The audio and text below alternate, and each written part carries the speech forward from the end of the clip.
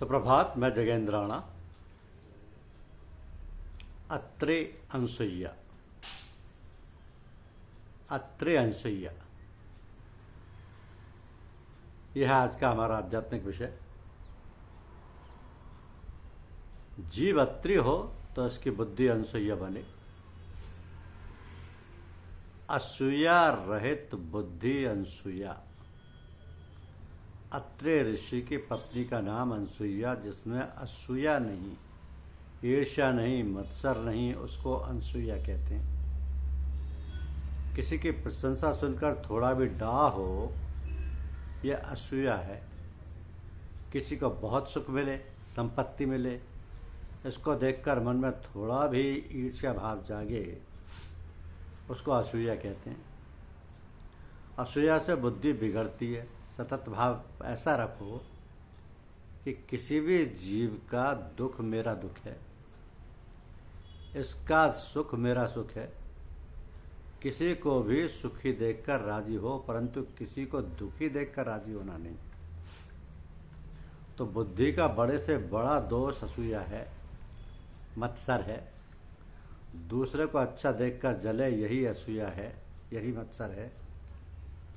मत्सर करने वाले का यह लोग तथा परलोक दोनों बिगड़ते हैं। असूया ईश्वर के मार्ग में जाने में खूब विघ्न करती है। असूया ज्ञान शक्ति के विकास में अवरोधक है। बुद्धि में जब तक असूया होगी तब तक ईश्वर का चिंतन नहीं कर सकोगे। मन में असूया नहीं रखना। मन में रहने वाली असूया को निकालोगे तो परमात्मा का स्वरूप मन में आएगा। सब में भगवान के दर्शन करे, सब में ब्रह्म का दर्शन करे, तभी ईश्वर के साथ सतत संबंध टिकेगा। बुद्धि अनसुईया बनती है तब वह ईश्वर के साथ सतत संबंध टिका सकती है। तो मनुष्य की उन्नति में विघ्न करने वाला मत्सर है। मत्सर की ही बहन असूया है। असूया में और मत्सर में कुछ विशेष अंतर नहीं। एक बार एक ब्राह्मण राजा के दरबार में मांगने आया। उसने राजा से कहा, मैं गरीब ब्राह्मण हूँ, आपको योग्य लगे वो कुछ दे दो। राजा को देने की इच्छा तो हुई, परंतु उसने पहले इस ब्राह्मण की थोड़ी परीक्षा करने का विचार किया। राजा ने ब्राह्मण से कहा, महाराज मैं पूछूं जवाब दोगे? ब्राह्मण ने कहा, महाराज मैं कुछ पढ़ा लिखा तो नहीं, परंतु मैं अपने भगवान को याद करके जो वो मुझे सुझाएंगे वो जवाब दे दूंगा। राजा ने पूछा, महाराज तुम्हारे सब शरीर पर बाल दिखते हैं, परंतु तुम्हारी हथेली में बाल क्यों नहीं? इसका जवाब दो। सब शरीर पर बाल है और हथेली में बाल क्यों नहीं? इसका जवाब क्या दे मैं? ब्राह्मण बहुत पढ़ा नहीं था, परंतु भोला था। उसने भगवान का स्मरण किया, उन भगवान ने उसको बुद्धि दी। तो ब्राह्मण ने जवाब दिया कि महाराज मैं रोज दान लेता रहता हूँ, इसी से मेरी हथेली में बाल नहीं रहे। राजा ने कहा, तुम दान लेते हो परंतु मैं कुछ दान लेता नहीं, मेरी हथेली में बाल क्यों नहीं? ब्राह्मण ने प्रभु का स्मरण करके जवाब दिया कि तुम रोज दान देते हो, इससे तुम्हारी हथेली में बाल नहीं रहे। तुम दान देते हो तो इस कारण तुम्हारी हथेली में बाल नहीं है, और मैं दान लेता हूँ इसलिए मेरी हथेली में बाल नहीं। राजा ने कहा, महाराज तुम बोलते हो वो ठीक है, परंतु इस दरबार में जितने पुरुष बैठे हैं तथा ये सब सिपाही लोग हैं, ये लोग ना तो दान देते हैं और ना लेते हैं, तो फिर इनकी हथेली में बाल क्यों नहीं? तो ब्राह्मण ने कहा, महाराज ये तो ऐसा ही है कि तुम मुझको दान देते हो, वह इन लोगों से देखा जाता नहीं, सहन होता नहीं। वे बैठे बैठे हाथ के ऊपर हाथ घिसा करते हैं, इसलिए उनकी हथेली में बाल नहीं है। तो मनुष्य की बुद्धि में जब तक असूया है, भाई के लिए, मित्र के लिए, अरे जगत के किसी भी जीव के प्रति जब तक असूया है तब तक बुद्धि में भगवत प्रवेश नहीं होता। असूया के साथ अत्रि का संबंध होता है। जीव अत्रि बने तो उसकी बुद्धि अनसुईया बनती है। तो अनसुईया महान पतिव्रता थी। ब्रह्मा विष्णु और शंकर को उन्होंने बालक बना लिया था। ये सब कथा बहुत दिव्य है। एक समय देवर्षि नारद जी कैलाश पर पधारे। शिवजी उस समय समाधि में बैठे थे। पार्वती जी ने नारद जी का सत्कार किया, उनका पूजन किया और पीछे प्रसाद दिया। तो नारद जी ने कहा, आज तुम्हारे हाथ का प्रसाद मिला, ये लड्डू बहुत सरस है, परंतु लड्डू तो अनसुईया के घर का जैसा श्रेष्ठ होता है, वैसा लड्डू अभी तक दूसरी जगह मैंने नहीं देखा। पार्वती जी ने पूछा, ये अनसुईया भला कौन है? नारद जी ने कहा, तुम पतिव्रता हो, परंतु अनसुईया महान पतिव्रता है। पार्वती जी के मन में ईर्ष्या उत्पन्न हुई कि मुझसे अनसुईया अधिक है। शिवजी समाधि में से जगे तो पार्वती जी ने बंधन किया। घर का आदमी बहुत बंधन करे, बहुत सेवा करे तो जानना है कि कुछ गड्ढे में उतरने की तैयारी है। शिवजी ने पूछा, देवी क्या है? पार्वती जी ने नारद जी को सब कथा सुनाने के बाद आगे कहा, किसी भी प्रकार से अनसुईया के पतिव्रत का भंग हो, ऐसा करो। शिवजी ने कहा, देवी इसमें कल्याण नहीं होगा। परंतु पार्वती जी ने बहुत हट किया। तब शिवजी ने कहा, यदि तुम्हारी बहुत इच्छा है तो प्रयत्न करूंगा। इधर नारद जी कैलाश से निकलकर वैकुंठ को गए। वहीं लक्ष्मी जी से मिले। तब लक्ष्मी जी ने पूछा, आज क्या बात है जिससे इतने अधिक आनंद में हो रहे हो? नारद जी ने ठसक के कहा, वैकुंठ की महिमा पहले थी, परंतु इस समय तो अनसुईया का आश्रम छोड़कर दूसरे स्थान पर कहीं जाने की इच्छा होती नहीं। मैं वहीं से आया हूँ, इसलिए बहुत आनंद में हूँ। लक्ष्मी जी को आश्चर्य हुआ, अनसुईया कौन है?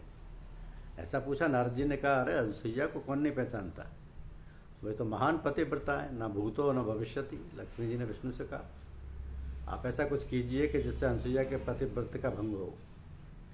नारद जी वहाँ से ब्रह्मा जी के पास गए। उनकी बात सुनकर ब्रह्माणी को भी इच्छा हुई। उन्होंने ब्रह्मा से विनती की। पार्वती जी अर्थात बुद्धि, बुद्धि अर्थात विद्या में मत्सर है। लक्ष्मी जी अर्थात द्रव्य में मत्सर है। ब्रह्माणी अर्थात रजोगुण में मत्सर है, अर्थात रजोगुण में मत्सर है। तो ब्रह्मा विष्णु महेश इकट्ठे मिलकर चित्रकूट में अनसुईया के आश्रम में गए। भिक्षान देहि कहकर खड़े हो रहे। अनसुईया भिक्षा देने लगी। उस समय देवों ने कहा, तुम नग्न होकर भिक्षा दो तो हम लेंगे। अनसुईया विचार में पड़ी कि नग्न होकर भिक्षा दूं तो मेरा पतिव्रता भंग होगा, भिक्षा ना दूं तो द्वार पर आए अतिथि वापस जाते हैं, दोनों प्रकार से पाप लगता है।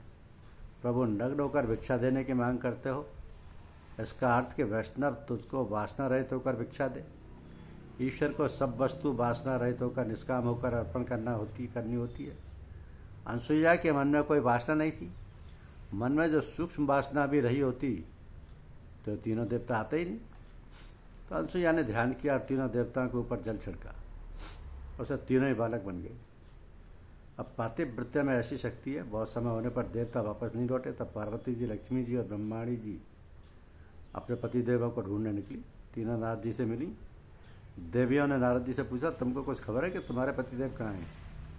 नारद जी ने कहा, पहले तो ये बताओ कि कौन बड़ा है तुमको, अनसुईया तुम कि अनसुईया?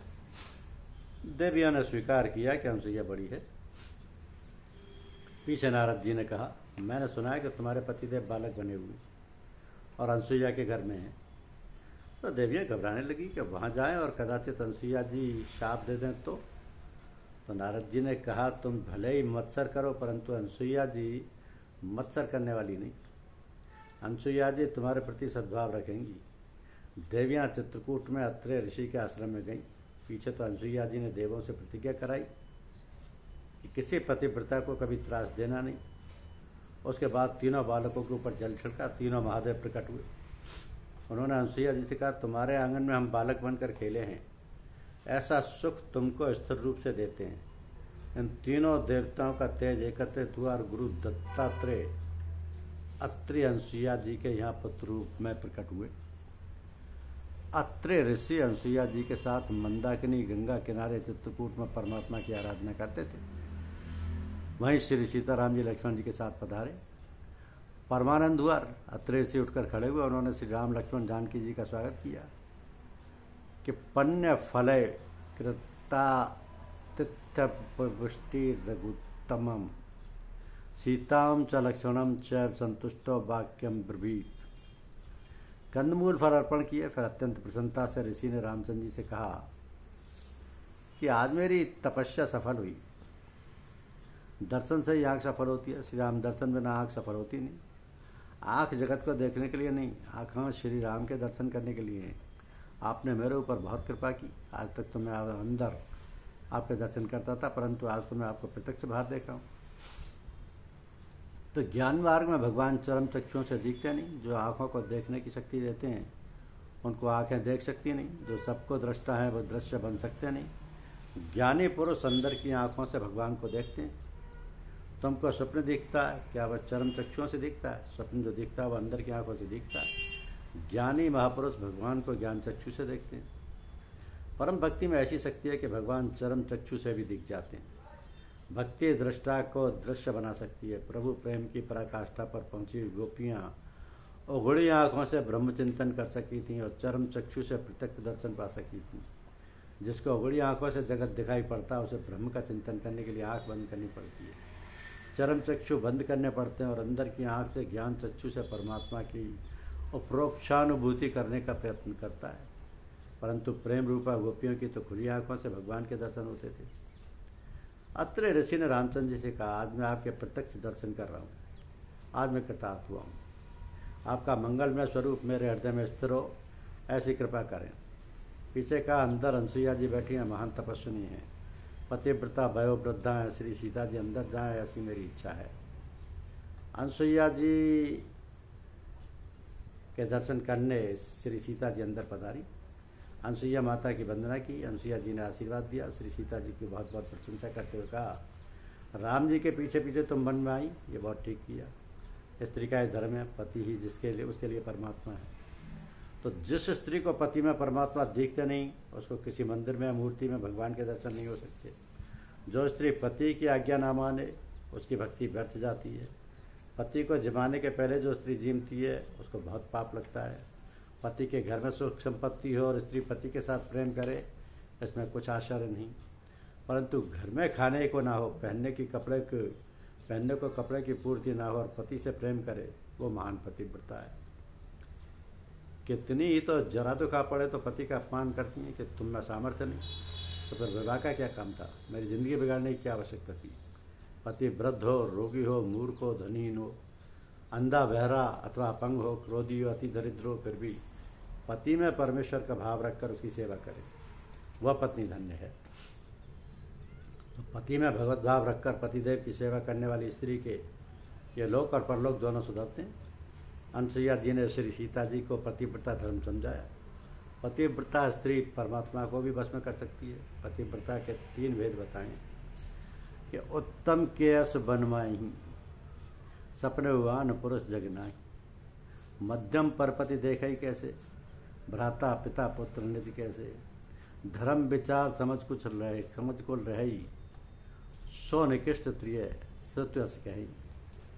उत्तम पवित्रता स्थिति पतिव्रता स्थिति स्त्री वह, उत्तम पतिव्रता स्त्री वह जो स्वप्न में भी किसी पुरुष का विचार नहीं करती। मध्यम पतिव्रता स्त्री पर पुरुष को पिता भाई अथवा पुत्र के समान देखती है। तीसरे प्रकार की जो निकृष्ट पतिव्रता स्त्री है वह स्वयं के धर्म और कुल की मर्यादा को समझकर पतिनिष्ठ रहती है। तो पीछे तो अनसुईया ने श्री सीता जी को 2 दिव्य कुंडल दिए और 2 दिव्य वस्त्र दिए। ये ऐसे दिव्य वस्त्र थे जो कि किसी भी दिन नहीं बिगड़ते, स्नान करने पर भी गीले नहीं होते। तो भविष्य के लिए ही ये तैयारी थी। पीछे जब श्री सीता जी लंका में अशोक वन में थीं तब ये वस्त्र उनको बहुत उपयोगी शुद्ध हुए। दिव्य वस्त्र और दिव्य अंगराग अनसुईया ने श्री सीता जी को अर्पण किए। और भगवान में चीरहरण के प्रसंग में भगवान ने भी गोपियों को दिव्य वस्त्र दिए हैं। सखियों के साथ गोपियां जल में खेलती हैं तब भी वस्त्र नहीं भीगते। सगे संबंधियों के साथ संसार में रहती हैं परंतु संसार में लिप्त होती नहीं। लौकिक वासना रूपी वस्त्र का हरण करके परमात्मा ने अलौकिक वासना का दान किया है। प्रभु में पूर्ण आसक्ति ही अलौकिक वासना है। अनसुईया ने श्री सीता जी को अनेक आशीर्वाद दिए। पाते वृत्यम पुरस्कृत्यम रामान वही जानकी, कुशली राघवो यातुत्वा सह पुनर्ग्रहम। जानकी तुम पतिव्रता का पालन करते हुए सदा राम जी की छाया बनकर रहना।